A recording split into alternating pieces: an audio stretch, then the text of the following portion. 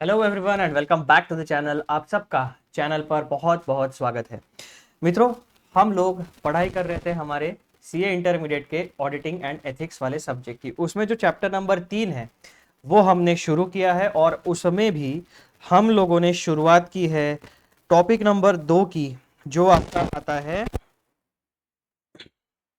Materiality. ठीक है, तो मटेरियलिटी की पढ़ाई हम लोग कर रहे हैं। टॉपिक नंबर 1 जो है what is meant by materiality, यानी मटेरियलिटी का मतलब क्या है, इसका डिस्कशन, डिटेल डिस्कशन चैनल पर अवेलेबल हो चुका है। टॉपिक नंबर 2 जो है आपका materiality in planning and performing an audit, auditors responsibility, इसका भी आपका डिटेल डिस्कशन चैनल पर अवेलेबल हो चुका है। आज इस वीडियो में हमारा मुद्दा रहेगा टॉपिक नंबर 3 के बारे में एकदम शांति से और डिटेल से डिस्कशन करना। टॉपिक नंबर 3 में हमें बात करनी है determination of materiality a matter of professional judgement, यानी जितने भी हमारे स्टैंडर्ड्स ऑन ऑडिटिंग है या जो भी सेट नॉर्म्स होते हैं ऑडिटिंग फील्ड में, यानी ऑडिट ऑफ फाइनेंशियल स्टेटमेंट्स के काम में, जो ऑडिट एंगेजमेंट्स हम परफॉर्म करते हैं as a qualified chartered accountant, तो ये जो मटेरियलिटी वाला कॉन्सेप्ट है, ये मटेरियलिटी हम रिस्क असेसमेंट करने के लिए डिटरमाइन करते हैं for financial statements as a whole. And दूसरा होता है हमारा असर्शन के लेवल पर, जिसमें 3 लेवल्स होती है असर्शंस में। पहला होता है क्लासेस ऑफ ट्रांजैक्शंस, दूसरा होता है अकाउंट बैलेंसेस और तीसरा होता है डिस्क्लोजर्स। तो जो जब भी हम मटेरियलिटी या रिस्क असेसमेंट करते हैं तो हम 2 लेवल्स पे ये रिस्क असेसमेंट्स या मटेरियलिटी को डिटरमाइन कर सकते हैं depending on the scenario. 2 scenario अभी हमने जो डिस्कस किए थे वो कौन से हैं? पहला तो आपका ओवरऑल फाइनेंशियल स्टेटमेंट लेवल के ऊपर, यानी complete set of financial statements. 2 प्रकार के फाइनेंशियल रिपोर्टिंग फ्रेमवर्क्स होते हैं, एक general purpose financial reporting and general purpose financial framework, and दूसरा होता है special purpose financial reporting framework. तो 2 प्रकार के फ्रेमवर्क्स होते हैं। तो हम अभी जो डिस्कशन करेंगे या मैक्सिमम टाइम हम स्टैंडर्ड्स ऑन ऑडिटिंग में जितना भी डिस्कशन करेंगे वो दोनों को कंसिडर करता है, यानी special purpose financial reporting framework को भी और general purpose financial reporting framework को भी। लेकिन अब ये जो मटेरियलिटी की हम बात करेंगे, तो जनरल पर्पस फाइनेंशियल स्टेटमेंट में in general set of financial statements में 5 कंपोनेंट्स होते हैं: PNL account, balance sheet, schedules to accounts, notes to accounts and cash flow statement. ये हो गए आपके सेट नॉर्म जो होता है जनरल पर्पस फाइनेंशियल स्टेटमेंट्स में कंपोनेंट्स। अब जो स्पेशल पर्पस फाइनेंशियल स्टेटमेंट्स होते हैं उनमें जो भी बताया गया होगा कि आपको इस तरीके से ये components set of financial statements में इंक्लूड करने हैं, तो वो उस हिसाब से बनेंगे। और जब भी जनरल पर्पस फाइनेंशियल स्टेटमेंट्स की बात आएगी तो 5 कंपोनेंट्स हमारे आने वाले हैं जो अभी मैंने आपको बताए। तो अब ये जो मटेरियलिटी है, एज एन ऑडिटर हम मटेरियलिटी या रिस्क असेसमेंट को 2 लेवल्स पे कंडक्ट कर सकते हैं, यानी मटेरियलिटी 2 लेवल पे डिसाइड कर सकते हैं। पहला ओवरऑल फाइनेंशियल स्टेटमेंट लेवल, यानी complete set of financial statement level for general purpose financial statements and special purpose financial statement. दूसरा, हम असर्शन के लेवल्स पर भी मटेरियलिटी को डिटरमाइन कर सकते हैं। असर्शन में 3 लेवल होती है, कौन सी? पहला होता है क्लासेस ऑफ ट्रांजैक्शंस, दूसरा होता है अकाउंट बैलेंसेस और तीसरा होता है आपका डिस्क्लोजर से रिलेटेड। तो ये 2 प्रकार का बेसिक फ्रेमवर्क आपके दिमाग में एज एन ऑडिटर या ऑडिट का जब आप पढ़ाई करोगे आपके दिमाग में इन फ्रेमवर्क्स के बारे में क्लैरिटी होनी चाहिए।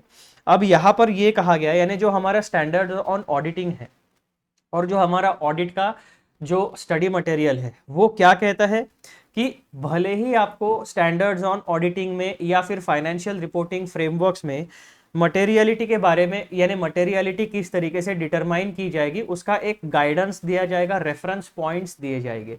लेकिन ऐसा होते हुए भी, यानी स्टैंडर्ड्स ऑन ऑडिटिंग में या फाइनेंशियल रिपोर्टिंग फ्रेमवर्क्स में मटेरियलिटी के बारे में बातें यानी कुछ डिस्कशन होते हुए भी पर्टिकुलर केस में, यानी जो भी आपका ऑडिट एंगेजमेंट होगा उसमें जब भी मटेरियलिटी डिटरमाइन की जाएगी उसमें मेजॉरिटी ऑफ द रोल होगा प्रोफेशनल जजमेंट का, यानी जो क्वालिफाइड चार्टर्ड अकाउंटेंट है जो प्रोफेशनल ऑडिट करने जाएगा, मेजॉरिटी ऑफ द टाइम यानी मेजॉरिटी पोर्शन जो रहेगा वो उसका प्रोफेशनल जजमेंट रहेगा कि कौन सी चीज़ें मटेरियल है for the purpose of financial statements या फिर ऑडिट और कौन सी चीज़ें इममटेरियल है। तो इस पर्सपेक्टिव के साथ हमें पॉइंट नंबर 3 को डिस्कस करना है। अब सवाल ये आता है कि मटेरियलिटी क्या होती है, वो तो हमने टॉपिक नंबर 1 और टॉपिक नंबर 2 में डिस्कस कर लिया है। अब प्रोफेशनल जजमेंट में क्या क्या चीजें इंक्लूड होती है या हो सकती है, वो चीजें हम देखेंगे, और फिर प्रोफेशनल जजमेंट एंड मटेरियलिटी इन दोनों को मिला के हम इस कॉन्सेप्ट को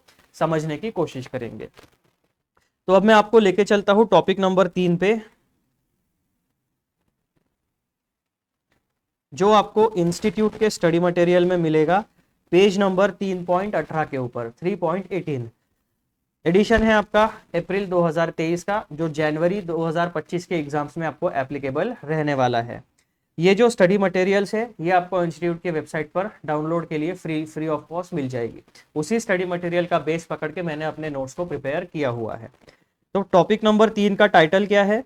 डिटर्मिनेशन ऑफ मटेरियलिटी, यानी मटेरियलिटी को किस तरीके से डिटरमाइन किया जाएगा, या फिर कौन सी फाइनेंशियल इंफॉर्मेशन या कौन से ट्रांजैक्शंस एंड इवेंट्स मटेरियल है या कौन से ट्रांजैक्शंस या इवेंट्स इममटेरियल है, ये डिसाइड कैसे होगा, ये डिपेंड करता है एक प्रोफेशनल के प्रोफेशनल जजमेंट के ऊपर, यानी हमारे केस में चार्टर्ड अकाउंटेंट के प्रोफेशनल जजमेंट के ऊपर।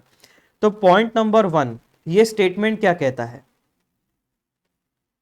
The auditors determination of materiality is a matter of professional judgement, यानी एक ऑडिटर जब भी मटेरियलिटी को डिटरमाइन करेगा तो वो अपने प्रोफेशनल जजमेंट का सहारा लेगा और अपने past experience, knowledge base, competence and skill के बेसिस के ऊपर डिसीजन लेगा कौन से फाइनेंशियल इंफॉर्मेशन यानी कौन से ट्रांजैक्शंस एंड इवेंट्स मटेरियल है, कौन से ट्रांजैक्शंस एंड इवेंट्स इममटेरियल है, and is affected by the auditor's perception of financial information needs of users of financial statements। यानी जब भी मटेरियलिटी एक क्वालिफाइड ऑडिटर जब भी मटेरियलिटी डिटरमाइन करेगा during his course of audit engagement, तो उसमें दो फैक्टर्स का इन्फ्लुएंस रहेगा। मटेरियलिटी को डिटरमाइन करने के लिए दो फैक्टर्स का इन्फ्लुएंस रहेगा, पहला ऑडिटर साहब का प्रोफेशनल जजमेंट और दूसरा ऑडिटर साहब का perception regarding financial information needs of users of financial statement. तो पहला एस्पेक्ट जो है उसमें हमें ज्यादा कंफ्यूजन नहीं है कि प्रोफेशनल जजमेंट डिसाइड करेगा, और जो दूसरा एस्पेक्ट है financial information needs of users of financial statement, तो ऑडिटर पहले ये देखेगा कि उसकी audit engagement general purpose financial statements के लिए है या स्पेशल पर्पस फाइनेंशियल स्टेटमेंट्स के लिए है। पहले वो ये क्लियरली आइडेंटिफाई कर लेगा। फिर अगर जनरल पर्पस फाइनेंशियल स्टेटमेंट्स के लिए उसको ऑडिट करना है तो उसमें उसको पता होना चाहिए कि 5 components general purpose financial statements में होते हैं। पहला P&L अकाउंट, दूसरा बैलेंस शीट, तीसरा शेड्यूल्स टू अकाउंट्स, चौथा नोट्स टू अकाउंट्स एंड पांचवा कैश फ्लो स्टेटमेंट्स। अब ऑडिटर क्या करेगा, ये जो 5 प्रकार के आपके फॉर्मेट्स होंगे जिसमें आप फाइनेंशियल इंफॉर्मेशन को अरेंज करोगे, उसके बेसिस के ऊपर ऑडिटर डिसाइड करेगा कि ये सेट ऑफ फाइनेंशियल स्टेटमेंट्स कौन से यूजर्स यूज करने वाले हैं। तो जो जनरल पर्पस फाइनेंशियल स्टेटमेंट्स होते हैं वो जनरली किन लोगों के लिए बनाए जाते हैं? Internal users and external users, most probably external users के लिए। इंटरनल यूजर्स में हमारे 3 लोग होते हैं, owners, management and those charge with governance, and तीसरा कौन सा होता है? एम्प्लॉइज। एक्सटर्नल यूजर्स कौन कौन होता है हमारा? Investors, creditors, suppliers, government and it's relevant agencies, उसके बाद में कस्टमर एंड उसके बाद में सोसाइटी एट लार्ज। तो कुल मिलाकर इंटरनल एंड एक्सटर्नल यूजर्स मिलाकर 9 प्रकार के users in general purpose financial statements के होते हैं। स्पेशल पर्पस फाइनेंशियल स्टेटमेंट्स अगर है तो उसमें स्पेसिफिक फॉर्मेट बताया जाएगा, उसी फॉर्मेट में हमें इंफॉर्मेशन प्रोवाइड करनी पड़ेगी। अब जो स्पेशल पर्पस फाइनेंशियल स्टेटमेंट्स होते हैं उनके यूजर्स भी स्पेसिफिक होते हैं। जैसे जनरल, इंटरनल एंड एक्सटर्नल हमने जनरलाइज किया, तो वैसे वहां पर स्पेसिफिक यूजर्स की इंफॉर्मेशन नीड्स को फुलफिल किया जाता है। General purpose financial statements general users को दिया जाएगा, special purpose financial statements specific users के लिए बनाए जाते हैं या स्पेसिफिक इंफॉर्मेशन नीड्स को फुलफिल करने के लिए बनाए जाते हैं। ये बेसिक डिफरेंस ऑडिटर पहले डिटरमाइन कर लेगा। फिर ऑडिटर क्या देखेगा कि ये जो फाइनेंशियल स्टेटमेंट है जिसका ऑडिट करके रीजनेबल एश्योरेंस गैदर करके sufficient appropriate audit evidence gather करके रीजनेबल एश्योरेंस ऑब्टेन करना है, और उसके बेसिस के ऊपर ये डिसाइड करना है कि financial statements whether financial statements are free from material misstatement, whether due to fraud or error, and the financial statements are prepared in accordance with applicable financial reporting framework. ये दो चीजें auditor का objective होता है special purpose या general purpose financial statement का audit करते समय। तो ये सारे डिसीजंस ऑडिटर को देखने पड़ेंगे। फिर ऑडिटर क्या करेगा कि जो यूजर है, फिर ऑडिटर फाइनेंशियल, पहले तो फाइनेंशियल रिपोर्टिंग फ्रेमवर्क, एंटिटी, उसका एनवायरनमेंट, सारी इंफॉर्मेशन की जानकारी ऑडिटर के पास आ गई। फिर ऑडिटर उसके बेसिस के ऊपर मटेरियलिटी को डिटरमाइन करेगा और फिर एक और एस्पेक्ट इस मटेरियलिटी के डिटर्मिनेशन में ऐड करेगा कि ये जो फाइनेंशियल इंफॉर्मेशन है जिस पर एज एन ऑडिटर में ओपिनियन देने वाला हूं, ये ऑडिट रिपोर्ट या ये फाइनेंशियल स्टेटमेंट्स किन लोगों के पास जाने वाला है, कौन से लोग इसमें बताई गई हुई फाइनेंशियल इंफॉर्मेशन का यूज करके अपने खुद के फाइनेंशियल या इकोनॉमिक डिसीजंस को लेने वाले हैं। दैट मीन्स ऑडिटर का एक परसेप्शन होना चाहिए कि जो यूजर ऑफ फाइनेंशियल स्टेटमेंट है वो इस इंफॉर्मेशन को यूज करके अपने इकोनॉमिक डिसीजंस ले रहा है। That means information provided in general purpose financial statement and information provided in special purpose financial statements, दोनों का impact user of financial statement, user of financial information के इकोनॉमिक डिसीजन मेकिंग के ऊपर पड़ने वाला है। तो ऑडिटर को अपना प्रोफेशनल जजमेंट का दायरा बढ़ाना पड़ेगा और उसमें सारी मटेरियल यानी कौन सी चीजों का इकोनॉमिक डिसीजन के ऊपर इंपैक्ट पड़ने वाला है, फाइनली इस पॉइंट पर अराइव होने के बाद उसे मटेरियलिटी को डिटरमाइन करना पड़ेगा। तो ये पूरी की पूरी बैकग्राउंड स्टोरी है हाउ टू डिटरमाइन मटेरियलिटी। अब यहां पर फिर से एक बार हम रीड करते हैं ताकि आपको और माइंड में यानी आपके थॉट प्रोसेस में और आपके अंडरस्टैंडिंग में क्लैरिटी आ जाए। The auditors determination of materiality is a matter of professional judgement. ठीक है, तो सबसे पहला पॉइंट हमें पता चल गया कि जब भी ऑडिटर मटेरियलिटी डिटरमाइन करेगा तो उसमें अपना प्रोफेशनल जजमेंट यूज करने वाला है। एंड इसी के साथ साथ इज अफेक्टेड यानी determination of materiality is affected by the auditors perception of financial information needs of users of financial statements. तो जितना भी गाइडेंस हमारे स्टैंडर्ड्स ऑन ऑडिटिंग में प्रोवाइड किया गया है with respect to the process of audit, उसके हिसाब से ऑडिटर को सबसे पहले अपना प्रोफेशनल जजमेंट यूज करना है। प्रोफेशनल जजमेंट यूज करने के लिए उसे एंटिटी को समझना पड़ेगा, एंटिटी के एनवायरनमेंट को समझना पड़ेगा, एंटिटी को applicable laws, rules, regulations and कौन सा फाइनेंशियल रिपोर्टिंग फ्रेमवर्क उसके लिए एप्लीकेबल है वो डिटरमाइन करना पड़ेगा। उसके बाद ऑडिटर को पता चलेगा कि उसे स्पेशल पर्पस फाइनेंशियल स्टेटमेंट्स के बारे में ऑडिट करना है या जनरल पर्पस फाइनेंशियल स्टेटमेंट्स के बारे में ऑडिट करना है। फिर उसके बाद ऑडिटर डिसाइड करेगा कि स्पेशल पर्पस फाइनेंशियल स्टेटमेंट्स के यूजर्स कौन हैं, जनरल पर्पस फाइनेंशियल स्टेटमेंट्स के यूजर्स कौन हैं। उसके ऊपर डिसाइड होगा कि यूजर की फाइनेंशियल इंफॉर्मेशन नीड क्या है। वो पॉइंट ऑफ व्यू भी ऑडिटर मटेरियलिटी डिटरमाइन करने के समय मल्टीप्लाई करेगा, यानी यूज करेगा, सॉरी मल्टीप्लाई नहीं, यूज करेगा। तो इसका मतलब ये जो मटेरियलिटी है, हम ऑडिट की भाषा में ये कह सकते हैं कि determination of materiality is a function of auditors professional judgement and the auditors perception of financial information needs of users of financial statements. ये बैकग्राउंड स्टोरी हमने पूरी की पूरी डिटेल में यहाँ पर समझ ली। अब आगे पढ़ते हैं। In this context it is reasonable for the auditor to assume that users के पास ये चार, यानी ऑडिटर का फिर चार अंडरलाइंग अजम्पशंस होते हैं। जब ऑडिटर किसी भी फाइनेंशियल इंफॉर्मेशन का ऑडिट करेगा तो उसमें ये जो कॉन्टेक्स्ट यहाँ पे दिया है मटेरियलिटी का, तो मटेरियलिटी को डिटरमाइन करते वक्त जो ऑडिटर का कॉन्टेक्स्ट है उसमें ऑडिटर ये रीजनेबली अज्यूम कर सकता है कि जो यूजर्स ऑफ फाइनेंशियल स्टेटमेंट्स जो होंगे उनको reasonable knowledge, the users have reasonable knowledge of business and economic activities and accounting and a willingness to study the information in the financial statements with reasonable diligence। यानी जब भी auditor materiality determine करेगा किसी भी financial statements के लिए, तो in context of professional judgement and perception of financial needs of users of financial statement, auditor ये अज्यूम कर सकता है कि जो यूजर ऑफ फाइनेंशियल स्टेटमेंट है उनके पास फाइनेंशियल इंफॉर्मेशन को समझने का रीजनेबल नॉलेज है, और जब भी वो कोई भी फाइनेंशियल स्टेटमेंट के बारे में पढ़ाई करेंगे, एनालिसिस करेंगे, उसके बेसिस के ऊपर डिसीजन लेंगे, तो वो रीजनेबल डिलीजेंस यानी जो ड्यू डिलीजेंस की प्रोसेस होती है वो फॉलो करके करने वाले। This is an underlying assumption while the auditor determine the materiality level. दूसरा अंडरलाइंग अजम्पशन क्या होता है? Understand, the user understand that the financial statements are prepared, presented and audited to levels of materiality। यानी auditor ये भी assume करता है कि यूजर्स जो होंगे फाइनेंशियल स्टेटमेंट के, उनको ये भी पता होगा कि जो फाइनेंशियल स्टेटमेंट जब बनते हैं, यानी ये जो मटेरियलिटी का कॉन्सेप्ट है, ये preparation and presentation of financial statements के प्रोसेस के वक्त भी अप्लाई होता है, और मटेरियलिटी का जो कॉन्सेप्ट है ये फाइनेंशियल स्टेटमेंट्स के यानी हिस्टोरिकल फाइनेंशियल इंफॉर्मेशन के ऑडिट के प्रोसेस के समय भी अप्लाई होता है। तीसरा अंडरलाइंग अजम्पशन क्या रहेगा? रिकॉग्नाइज द यानी the users of financial statements recognise the uncertainties inherent in measurement of amounts based on the use of estimates, judgement and consideration of future events. यानी ऑडिटर ये assume करेगा कि जो user of financial statement है उसे ये पता है कि ये जो अकाउंटिंग की प्रोसेस होती है इसमें इनहेरेंट लिमिटेशंस है या इनहेरेंट अनसर्टेनिटीज होती है।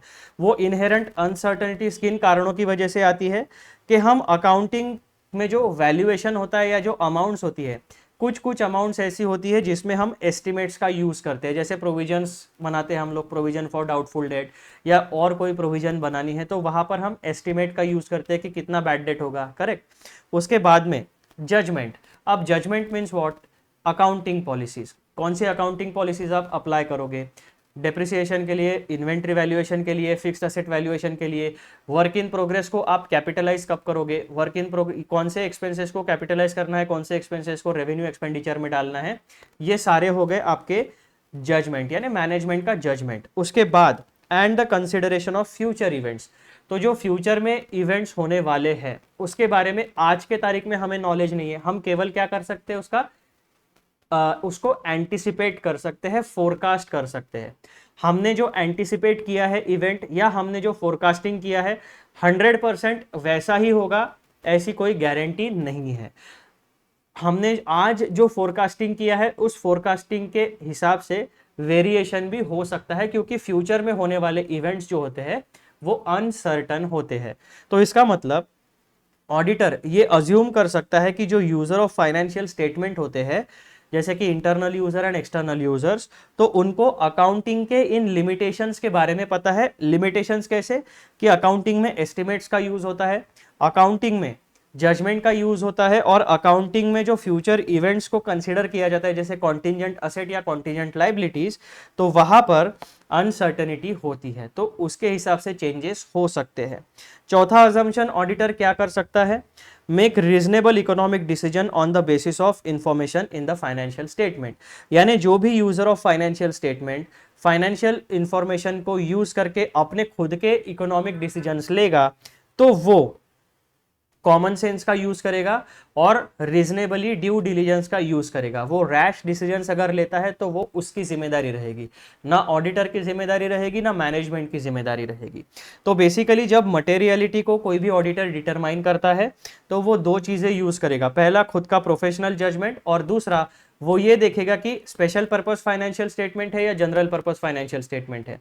फिर वो डिसाइड करने के बाद वो देखेगा कि मैं जिस फाइनेंशियल स्टेटमेंट का ऑडिट कर रहा हूं उसके यूजर कौन है, उनकी इकोनॉमिक या फाइनेंशियल इंफॉर्मेशन की जरूरतें क्या है, और इन दोनों चीजों को कंसीडर करके वो मटेरियलिटी डिटरमाइन करेगा।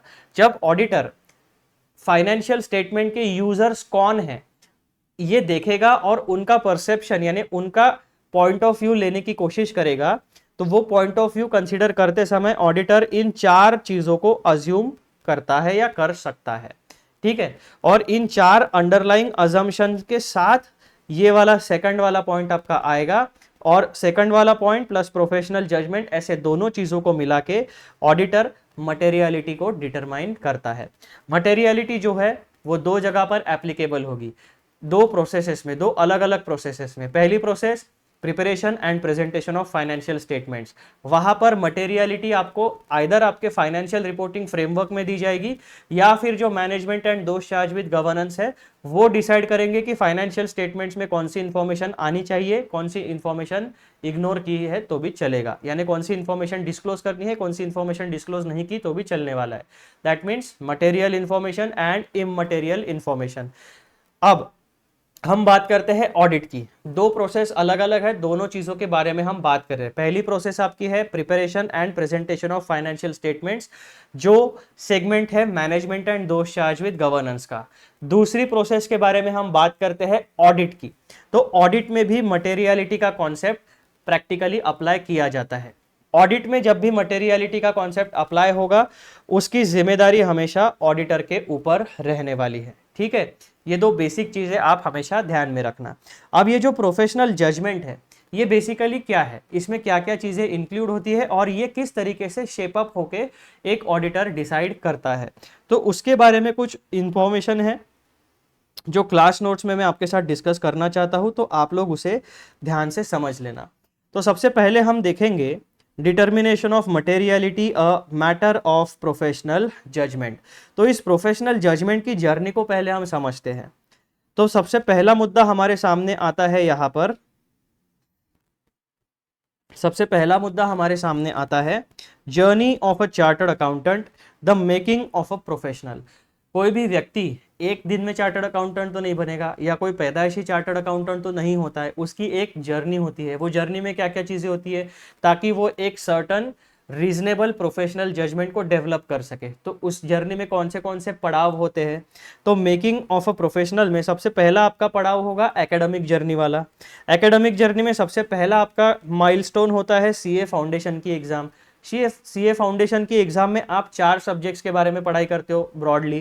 पहला होता है आपका अकाउंटिंग, दूसरा होता है आपका बिजनेस लॉस, तीसरा होता है आपका क्वांटिटेटिव एप्टीट्यूड और चौथा आपका होता है बिजनेस इकोनॉमिक्स। तो शुरुआती दौर में आपको इन 4 सब्जेक्ट्स के साथ फैमिलियराइज किया जाता है। फिर नेक्स्ट माइलस्टोन आपका क्या आता है, सीए फाउंडेशन एग्जाम आप पास कर लेते हो, फिर आपका आएगा सीए इंटरमीडिएट की एग्जाम। यहाँ पर आप 6 सब्जेक्ट्स और पढ़ते हो, यानी और थियरी। बेसिकली ये जो सब्जेक्ट्स है this is the knowledge base of a professional, यानी चार्टर्ड अकाउंटेंट का ये नॉलेज बेस होगा। तो सीए इंटरमीडिएट में आप 6 सब्जेक्ट्स पढ़ोगे। Advanced accounting, corporate and other laws, taxation में आप डीटी और आईडीटी पढ़ोगे। फिर आएगा आपका advance cost and management accounting, auditing and ethics and then financial management and strategic management. तो यहाँ पर प्रोफेशनल जजमेंट को शेपअप कराने के लिए सबसे पहले आपका जो बेस है, थियरी बेस है, उसको यहाँ पर स्ट्रॉन्ग किया जा रहा है। तो यहाँ पर 4 सब्जेक्ट्स, उसके बाद में यहाँ पर 6 सब्जेक्ट्स को और फिर आप थोड़ा डिटेल में पढ़ोगे। इसके बाद नेक्स्ट माइलस्टोन आपका आता है थियोरेटिकल यानी एकेडमिक जर्नी में सीए फाइनल का। यहाँ पर आप 6 सब्जेक्ट्स पढ़ोगे फिर से, financial reporting, advance financial management, advance auditing, assurance and professional ethics, direct taxes and international taxation. उसके बाद आप पढ़ोगे आईडीटी, उसमें आप GST, customs on and foreign trade policy यानी एफटीपी के बारे में पढ़ोगे। फिर सब्जेक्ट नंबर 6 में आप पढ़ोगे इंटीग्रेटेड बिजनेस सॉल्यूशंस के बारे में।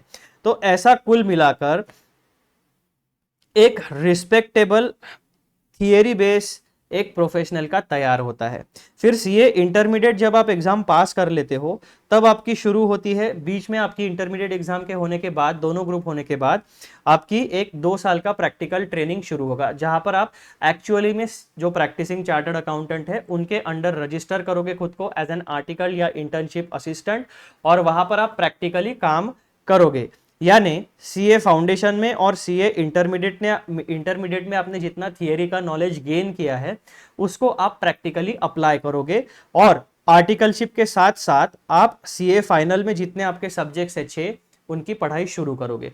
तो यहाँ पर सीए इंटरमीडिएट के बाद आपका प्रोफेशनल जजमेंट जो है उसको शेपअप करने के लिए थियरी का नॉलेज आपको जितनी जरूरी है इंटर्नशिप के लिए वो आपका क्लियर हो गया। फिर आप इंटर्नशिप करोगे, प्लस इंटर्नशिप के साथ साथ जो सीए फाइनल का एडवांस लेवल का नॉलेज होता है आप उसको भी गेन करोगे, यानी आपको थियरी बेस भी मिल जाएगा और आपको प्रैक्टिकल एक्सपोजर जो रियल लाइफ इंडस्ट्री का एक्सपोजर होता है वो भी मिलेगा। फिर आपको दुनियादारी जो चार्टर्ड अकाउंटेंसी फील्ड में होती है वो धीरे धीरे समझ में आने लगेगी। उसके बाद आर्टिकलशिप के दौरान ही आप लोगों को, यानी आपके एकेडमिक जर्नी के दौरान ही आप लोगों को ITT, GMCS, advance ITT, advance GMCS, orientation, इस तरीके के सर्टिफिकेट कोर्सेज करने पड़ेंगे ताकि आपकी एक जनरल टेक्नोलॉजी लिटरेसी और आपका जो कम्युनिकेशन का स्किल है उसको डेवलप कर सके। फिर यहां तक हो गई आपकी एकेडमिक जर्नी। 2 साल की आर्टिकलशिप आप समाप्त करोगे, उसके बाद में आपके जो सर्टिफिकेट कोर्सेस है उनको कंप्लीट करोगे, सीए फाइनल की एग्जाम दोगे and finally you will be a certified या फिर क्वालिफाइड चार्टर्ड अकाउंटेंट। उसके बाद आपकी प्रोफेशनल जर्नी शुरू होने वाली है। प्रोफेशनल जर्नी मतलब क्या? आपको इंडस्ट्री एक्सपोजर मिलेगा। इंडस्ट्री का एक्सपोजर गेन करने के लिए आपके पास कौन से तरीके होंगे, कौन से रास्ते होंगे?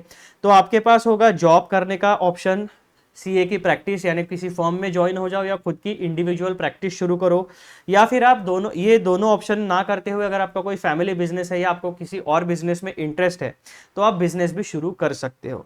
फिर ये हो गई आपकी एक्चुअल प्रैक्टिकल पैसा कमाने का तरीका। उसके बाद आपके पास और पढ़ाई करने के ऑप्शन क्या है? तो institute of chartered accountants of India आपको पोस्ट क्वालिफिकेशन कोर्सेज भी ऑफर करता है। वहां पे और ज्यादा एडवांस लेवल पे आपको नॉलेज मिलेगा, सर्टिफिकेट मिलेगा, और आप अगर आप सीए की प्रैक्टिस में हो या जॉब में हो तो आपको जो आपका क्या कहते हैं उसे, आपकी जो क्रेडिबिलिटी है, आपकी जो फाइनेंशियल वैल्यू है वो अपग्रेड होते चले जाएगी। उसके बाद में institute of chartered accountants of India अपने मेंबर्स के लिए, यानी जो रजिस्टर्ड मेंबर्स है उनके लिए कंटिन्यूड प्रोफेशनल एजुकेशन का एक सेगमेंट चलाता है। उसमें सारे रजिस्टर्ड मेंबर्स को कंपल्सरीली अपने नॉलेज बेस को अपडेट करते रहना है, उन्हें वो स्पेसिफिक आवर्स की पढ़ाई करनी होती है। और उसके बाद आपके पास और ऑप्शन है जहां पर आप फर्दर हायर एजुकेशन कर सकते हो, यानी कि CA, CS, CWA, LLB, LLM, या फिर आप एमबीए के लिए भी जा सकते हो, डिपेंडिंग ऑन योर इंटरेस्ट। तो इस तरीके से मित्रों जो आपका प्रोफेशनल जजमेंट है, आप थियरी का नॉलेज भी गेन करोगे, आप एग्जाम्स भी दोगे, आप सर्टिफिकेट कोर्सेज भी करोगे, आप 2 साल की आर्टिकलशिप भी करोगे, और फिर आप एक्चुअली इंडस्ट्री में जाके अपनी प्रोफेशनल सर्विसेज ऑफर करोगे। इसके साथ साथ अगर आपको अपना फर्दर नॉलेज बेस इंप्रूव करना है तो पोस्ट क्वालिफिकेशन कोर्सेज भी आप ज्वाइन कर सकते हो और अपना नॉलेज बेस या तो एक्सपांड कर सकते हो या एक्सपर्टीज, यानी आप पेनिट्रेट करके किसी एक सर्टन फील्ड में एक्सपर्टीज हासिल कर सकते हो। तो जब आप 4 साल, 5 साल, 8 साल इस इंडस्ट्री में देते हो तब आपको क्या आएगा? प्रैक्टिकल एग्जाम्पल भी, प्रैक्टिकल एक्सपीरियंस भी आपके पास होगा, प्लस थियरी का नॉलेज भी आपके पास होगा। तो ये जो प्रोफेशनल जजमेंट है, ये थियरेटिकल नॉलेज, प्रैक्टिकल नॉलेज और इंडस्ट्री एक्सपोजर, इन तीनों के कॉम्बिनेशन से आपका over a period of time develop होने वाला है। तो यहां पर हमारे नोट्स में जो हमने डिटर्मिनेशन ऑफ मटेरियलिटी है, ये जो डिटर्मिनेशन ऑफ मटेरियलिटी है, it is a matter of professional judgement.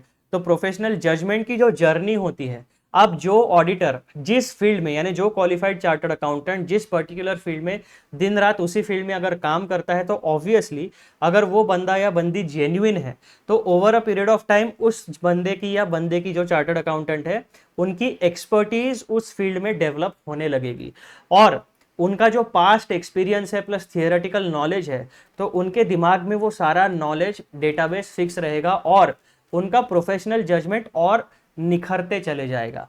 तो जो अभी नए हैं इस फील्ड में, उनके पास उनका प्रोफेशनल जजमेंट जो होगा वो उतना ज़्यादा स्ट्रॉन्ग या जेन्युइन नहीं होगा या एक्यूरेट नहीं होगा। लेकिन अगर 2 साल बाद, 4 साल बाद, 5 साल बाद, 8 साल बाद आप देखोगे तो उसी सेम प्रोफेशनल का जो प्रोफेशनल जजमेंट है वो उसकी एक्यूरेसी बढ़ते चली जाएगी। तो यहाँ पर जब भी आप मटेरियलिटी को डिटरमाइन करोगे तो जो भी क्वालिफाइड चार्टर्ड अकाउंटेंट है, ये डिपेंड करेगा उसके प्रोफेशनल जजमेंट के ऊपर कि वो कितने एक्यूरेसी के साथ मटेरियलिटी को डिटरमाइन करता है, ताकि ऑडिट जो है वो एथिकल रिक्वायरमेंट्स के साथ फुलफिल कर सके। उसके बाद में प्रोफेशनल रिक्वायरमेंट्स भी सारी पूरी हो, ऑडिट इफेक्टिव हो, एफिशिएंट हो एंड कॉस्ट इफेक्टिव तरीके से कंप्लीट होना चाहिए। तो ये सारी चीजें डिपेंड करती है आपके प्रोफेशनल जजमेंट के ऊपर। तो प्रोफेशनल जजमेंट आप कितना निखारते हो वो डिपेंड करेगा पर्टिकुलर इंडिविजुअल के ऊपर।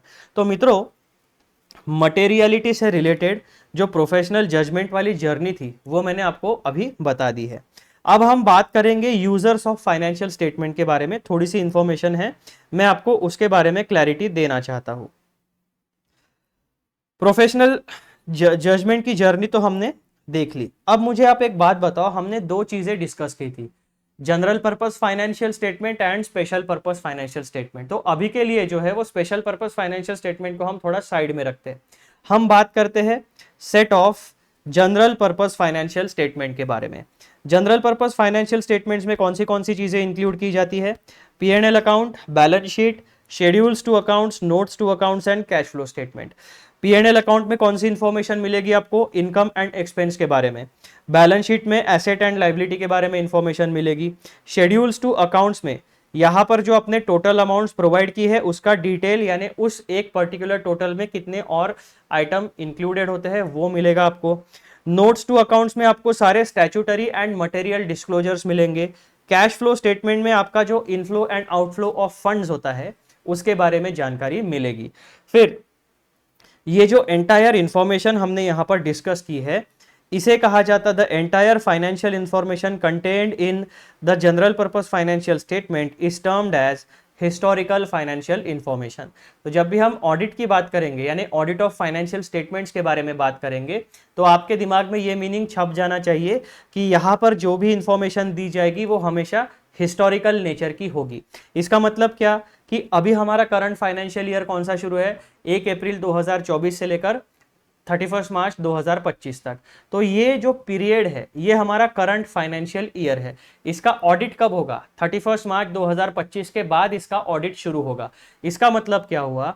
जब भी ऑडिटर को P&L यानी ये जनरल पर्पस फाइनेंशियल स्टेटमेंट्स का सेट मिलेगा तो उसमें जो भी इंफॉर्मेशन रहेगी 2025 यानी अप्रैल मई जून 2025 में जब भी ऑडिट शुरू होगा तो ये पास्ट में हो चुके ट्रांजैक्शंस की यानी फाइनेंशियल ईयर 24-25 की इंफॉर्मेशन होने वाली है।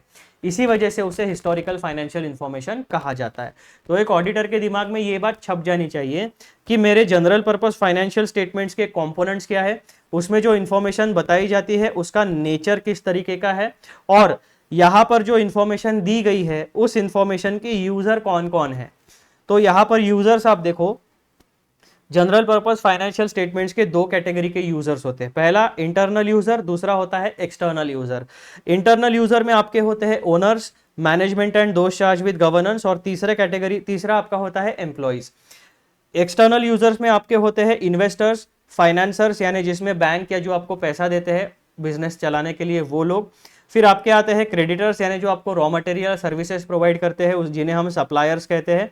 फिर आता है गवर्नमेंट एंड उसकी agencies, customers and society at large, यानी यहाँ पर कुल मिलाकर 6 यूजर्स है, यहाँ पर कुल मिलाकर 3 यूजर्स है। तो total general purpose financial statements के 9 प्रकार के यूजर्स होते हैं। अब यहाँ पर आप देखोगे तो ओनर्स, मैनेजमेंट एंड एम्प्लॉइज ये 3 अलग अलग यूजर्स है। इनकी जो इकोनॉमिक डिसीजन लेने की क्षमता है, इनके जो इकोनॉमिक डिसीजन लेने का ऑब्जेक्टिव है वो हमेशा अलग रहने वाला है। जैसे ओनर्स क्या देखेंगे, मेरे एसेट कितने हैं, लाइबिलिटी कितनी है और मेरा रिटर्न ऑन इन्वेस्टमेंट कितना है। मैनेजमेंट क्या देखेगा, मैंने प्रॉफिटेबिलिटी कितनी जनरेट की है, मैंने कॉस्ट कितना रिड्यूस किया है। इन जनरल में बता रहा हूँ, इसके अलावा भी उनके और बहुत सारे इंफॉर्मेशन नीड्स होती है। एक एम्प्लॉय क्या देखेगा कि मेरी जॉब सिक्योरिटी है या नहीं, मुझे सैलरी टाइम टू टाइम मिलेगी या नहीं, मेरे रिटायरमेंट बेनिफिट्स मुझे मिलेंगे या नहीं मिलेंगे, और मेरा ग्रोथ पोटेंशियल यानी ग्रोथ के एस्पेक्ट्स क्या है इस ऑर्गेनाइजेशन में। ये 3-4 एस्पेक्ट एक एम्प्लॉय देखेगा। इन्वेस्टर्स क्या देखेंगे, मैंने कितना पैसा दिया है, मुझे रिटर्न ऑन इन्वेस्टमेंट कितना आ रहा है, इस कंपनी का फ्यूचर किस तरीके का है, क्या मुझे इन्वेस्टमेंट को होल्ड करना चाहिए या मुझे इन्वेस्टमेंट को बेच के बाहर निकल जाना चाहिए। फाइनेंसर्स क्या देखेंगे, मैंने कितना पैसा दिया है, मुझे इंटरेस्ट प्लस प्रिंसिपल टाइमली मिलेगा या नहीं मिलेगा। क्रेडिटर्स क्या देखेंगे, मैंने जो रॉ मटेरियल या सर्विसेज प्रोवाइड की है उसका पैसा क्रेडिट साइकिल के टाइम में मिल जाएगा या डिले होगा या पैसा डूबेगा, यानी लिक्विडिटी वो देखेंगे। गवर्नमेंट और उसकी एजेंसीज क्या देखेगी कि जो ऑर्गेनाइजेशन जो काम कर रही है, जिस बिजनेस में है या फिर जिस तरीके के ट्रांजैक्शंस कर रही है वो इलीगल ट्रांजैक्शंस में नहीं है, इलीगल ट्रेड में नहीं है, वो क्राइम नहीं कर रहे, टैक्सेशन प्रॉपरली दे रहे, सारे लॉज रूल्स एंड रेगुलेशंस जो फाइनेंशियल ट्रांजैक्शंस या इकोनॉमिक एंटिटी को एप्लीकेबल होते हैं वो अच्छे से फॉलो कर रहे हैं। कस्टमर क्या देखेगा कि मुझे जो प्रोडक्ट मिल रहा है वो प्रोडक्ट में एडल्ट्रेशन तो नहीं है, उसका कॉस्टिंग बराबर तरीके से मिल रहा है, या कंपनी मुझे उल्लू तो नहीं बना रही है। इस तरीके के कस्टमर के अलग अलग नीड्स होती है। फिर सोसाइटी एट लार्ज क्या देखेगी कि CSR एक्टिविटी बराबर कर रहे हैं या नहीं कर रहे हैं। तो सोसाइटी में रिसर्चर्स भी होते हैं। फिर वो रिसर्चर्स क्या करते हैं, अलग अलग कंपनी, अलग अलग ऑर्गेनाइजेशंस का डेटा कंपेयर करते हैं। तो बहुत सारे, यानी कहने का मतलब ये है कि जो भी आपके यूजर्स है, उन हर एक यूजर का नीड अलग है। जो इंफॉर्मेशन वो गैदर करेंगे उसके बेसिस के ऊपर उनके ऑब्जेक्टिव्स क्या है, उनके गोल क्या है, उसके हिसाब से वो अपना इकोनॉमिक डिसीजन लेने वाले हैं। तो जब हम जनरल पर्पस फाइनेंशियल स्टेटमेंट के बारे में बात करते हैं तो ऑडिटर को ब्रॉडली इन 9 प्रकार के यूजर्स को अपनी आंखों के सामने रखना है। इन 9 प्रकार के यूजर्स की इंफॉर्मेशन नीड क्या है उसके हिसाब से ध्यान रखना है कि जनरल पर्पस फाइनेंशियल स्टेटमेंट में इन 9 प्रकार के यूजर्स के लिए जो मटेरियल इंफॉर्मेशन है, यानी जो इंपॉर्टेंट इंफॉर्मेशन है, वो इंक्लूड की गई है या नहीं की गई है। वो इनसे रिलेटेड जो भी इंफॉर्मेशन रहने वाली है उनमें कोई मिसस्टेटमेंट है या नहीं है। इनको जो इंफॉर्मेशन चाहिए वो true and fair view present करती है या नहीं करती है। इस पर्सपेक्टिव में भी ऑडिटर को सोचना पड़ेगा।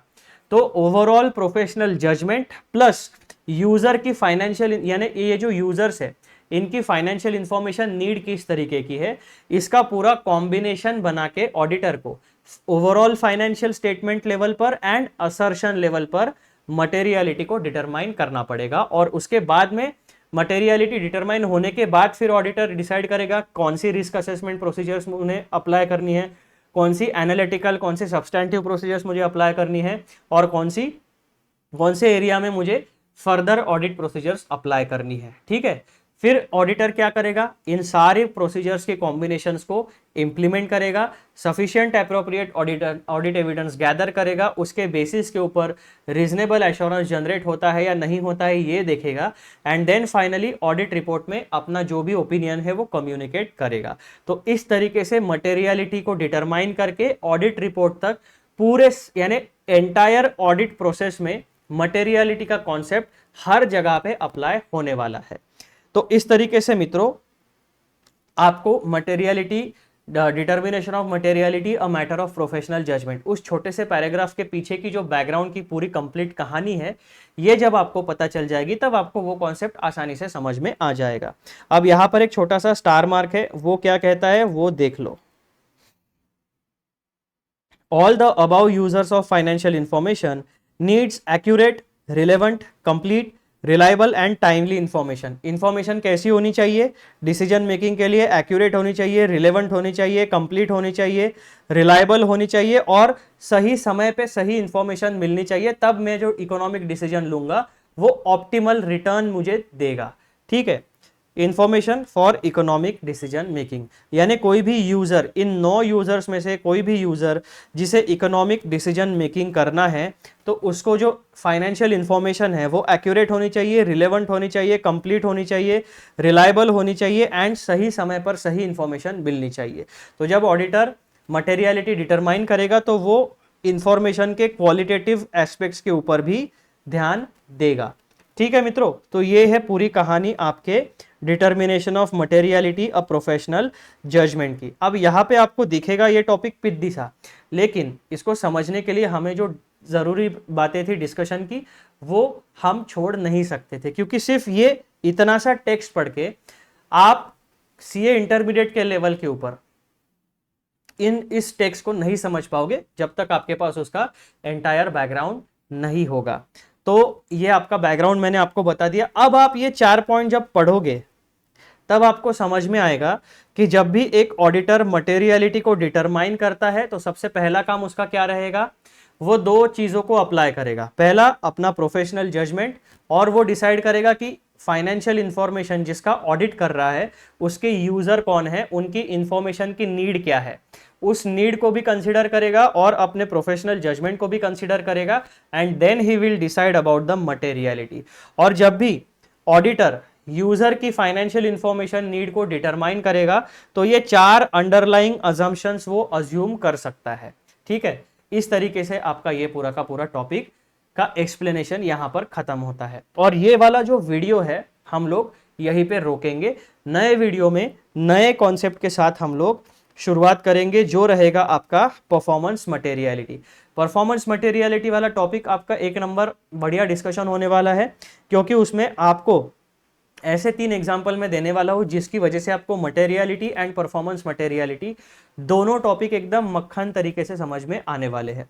तो अगला वीडियो भी आपका बढ़िया और इंपॉर्टेंट रहने वाला है। लेकिन अभी क्या होगा कि जो मटेरियलिटी का मैंने टॉपिक आप लोगों के साथ डिस्कस किया है वो भी नहीं तो भी मेजर ही टॉपिक है, और नेक्स्ट वाला जो नंबर 4 वाला टॉपिक है वो भी मेजर टॉपिक ही है, तो हम उसे सेपरेटली डील करेंगे। तो मित्रों यहां पर ये वीडियो खत्म होता है। जाने से पहले वीडियो को लाइक जरूर करिए, शेयर जरूर करिए, चैनल को सब्सक्राइब जरूर करिए, और ये जो फ्री वीडियोस आपके लिए अवेलेबल हो रहे हैं इसका यूज करिए और मुझे फीडबैक दीजिए कि आपको इसकी मदद हो रही है या नहीं हो रही है। ठीक है, कमेंट बॉक्स आप यूज कर सकते हो, या तो फिर आप मुझे टेलीग्राम के ऊपर भी ढूंढ सकते हो, सेम नाम से मेरा टेलीग्राम चैनल भी है। और व्हाट्सएप पे फिलहाल तो मैं अवेलेबल नहीं हूँ, यानी व्हाट्सएप चैनल वगैरह मैंने बनाया नहीं है क्योंकि टेलीग्राम ऑलरेडी अवेलेबल है। तो मैं डुप्लीकेसी या मेरा ही काम बढ़ जाता है, क्योंकि जितने प्लेटफॉर्म्स पे अवेलेबल हो जाऊंगा उतने प्लेटफॉर्म से मुझे कैटर करना पड़ेगा। तो फिलहाल अपना main focus YouTube, LinkedIn, Instagram and Telegram, in 4 platforms के ऊपर है। आप इन 4 प्लेटफॉर्म्स पे मुझे ढूंढ सकते हो, फॉलो कर सकते हो, या मुझसे मेरे साथ कनेक्ट हो सकते हो। ठीक है, तो ये थी basic information and this is the end of the video. अब हम मिलेंगे अगले वीडियो में। चलो बाय बाय।